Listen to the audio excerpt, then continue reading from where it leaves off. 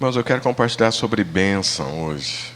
Mas por que será que, ainda que todos querem ser abençoados, nem todos são abençoados? Esse é um problema. Se é da vontade de Deus de abençoar, se é da vontade de Deus distribuir o que tem, Ele ofereceu aquilo que era de mais importante para Ele, que é o Senhor Jesus numa cruz. Paulo fala isso, será que Ele não vai nos dar outras coisas menos importantes? E nós buscamos, oramos e nem sempre somos abençoados. Vou falar algo, irmãos. Existem dois caminhos que nós podemos viver a vida cristã. E para nós sermos abençoados, nós podemos caminhar atrás das bênçãos.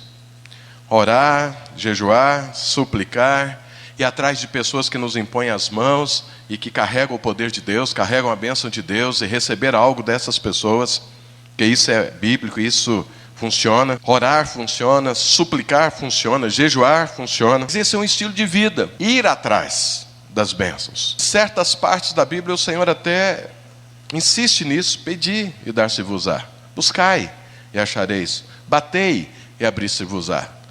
Se nós pegamos só essa parte, se não olhamos o contexto como um todo, nós insistimos e depois podemos ficar bem frustrados, porque nem sempre somos abençoados. Agora existe um outro caminho para você ser abençoado. É quando a bênção te procura ao invés de você procurar a bênção. Existem esses dois caminhos. Você pode correr atrás da bênção e a bênção pode correr atrás de você. Vai falar: não quero isso não, eu vou ser abençoado demais, eu não quero não, eu quero abençoar de vez em quando.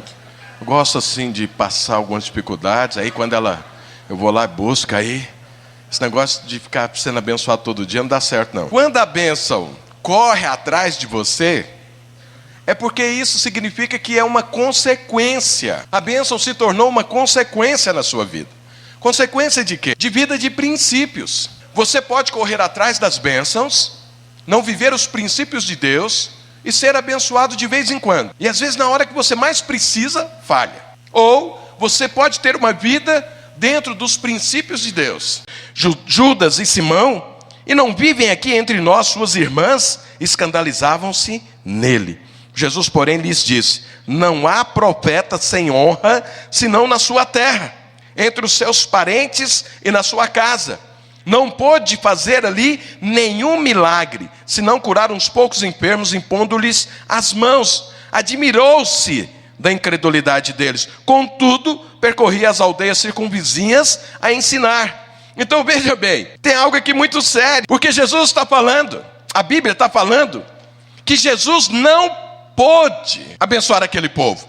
Não que Jesus não quisesse abençoá-los, não que Jesus não tinha o desejo de abençoá-los. Jesus não pôde, ainda que quisesse, não tinha condições. Por quê? Houve uma desonra. E olha o que é que o povo está falando sobre Jesus. O que eles estavam falando é o seguinte: eles não falaram mal do caráter de Jesus, da santidade de Jesus. Eles só não reconheceram quem era Jesus. Canaã. Ele, voltando, não ficou em Belém, mas foi morar em Nazaré. Jesus, aos 30 anos, quando ele ia começar o seu ministério, ele mudou de Nazaré para uma cidade chamada Cafarnaum, que era perto de Nazaré. E quando Jesus começou o seu ministério, ele não morava em Nazaré, ainda que ele foi criado em Nazaré, mas ele morava em Cafarnaum. E lá ele fez muitos milagres, fez milagres em toda a Galileia. E a fama de Jesus chegou em Nazaré. E um dia Jesus foi pregar em Nazaré. Quando ele chegou em Nazaré, o que é que as pessoas falavam? Ele está falando que é o Messias? Nós o conhecemos, ele nasceu aqui. Nós sabemos quem é o pai, quem é a mãe, quem são os irmãos. As irmãs dele ainda moram aqui. Como que é que ele pode fazer tantos milagres? Como que ele pode ter tanta sabedoria?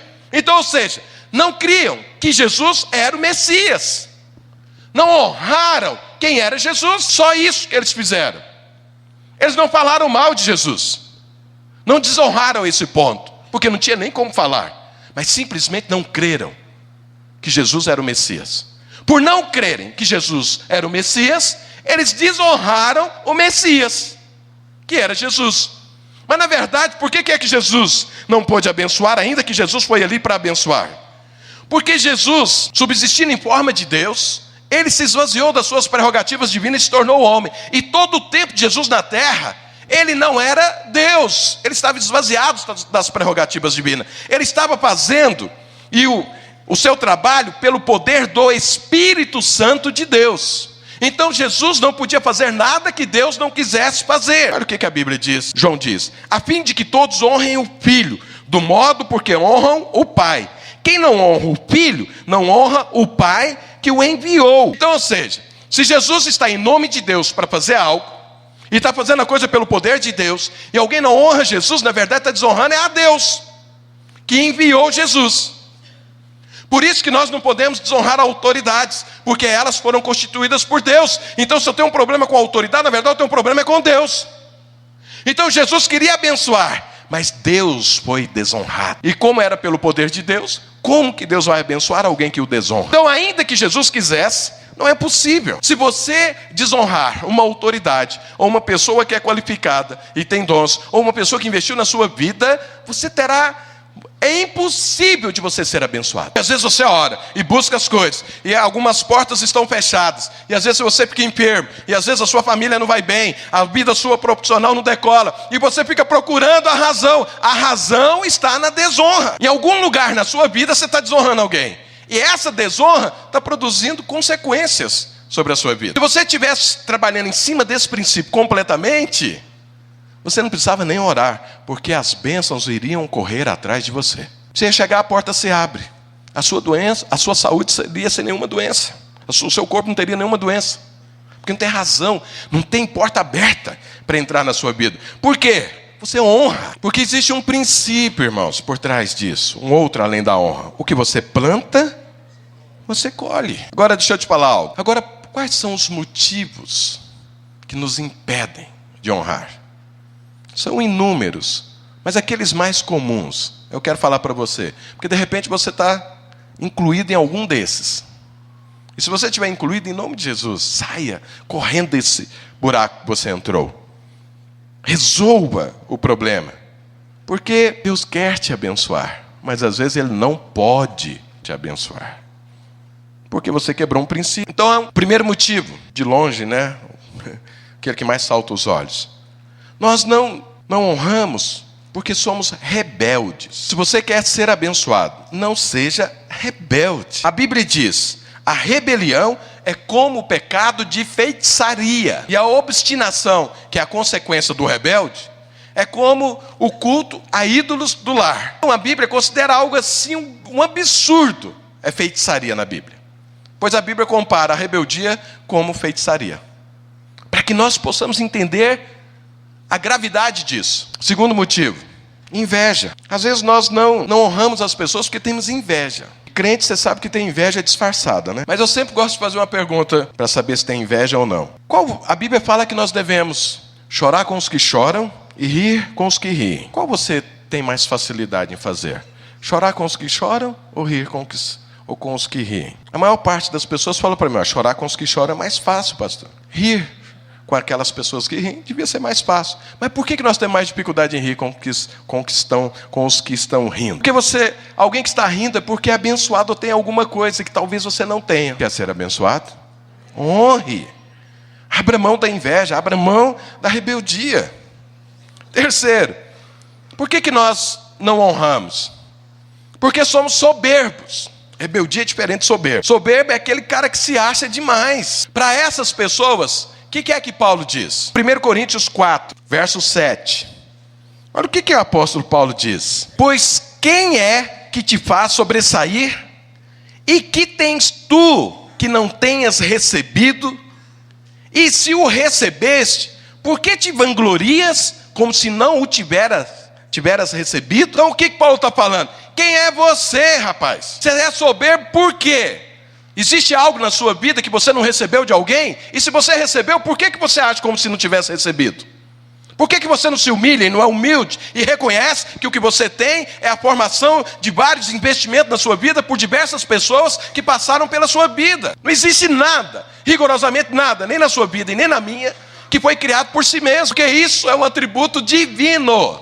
Só Deus cria algo do nada, não nós. Então a soberba me impede de honrar. Eu olho para as pessoas e penso: por que eu tenho que honrá-las? Essas três coisas que eu falei agora, a rebeldia, a inveja e a soberba, impede tanto cristãos quanto não cristãos a honrarem. pessoas. Mas agora eu quero falar de algumas coisas que impedem praticamente só os cristãos. São doenças dentro do corpo de Cristo. São coisas que precisam ser ajustadas dentro do corpo de Cristo. Então, de vez em quando, nós temos a prática da honra. Em algumas situações especiais, nós fazemos isso. Como no aniversário, numa despedida, alguma coisa, a gente aproveita o momento para honrar. Já vi tantas pessoas achando ruim isso. Uma outra coisa que você pode saber se você honra alguém ou não, deixa eu te explicar algo. Quando você quando você vir alguém honrando o outro, e isso te faz um mal, é porque você tem problema em honrar as pessoas. É um grande teste para as pessoas quando você está vendo outro ser honrado. Principalmente quando você acha que era você que tinha que ser honrado. Mas dentro da igreja, as pessoas às vezes não honram, porque elas dizem: se eu honrar, vai envaidecer a pessoa, pastor. O meu papel é honrar, o outro é lidar com a honra.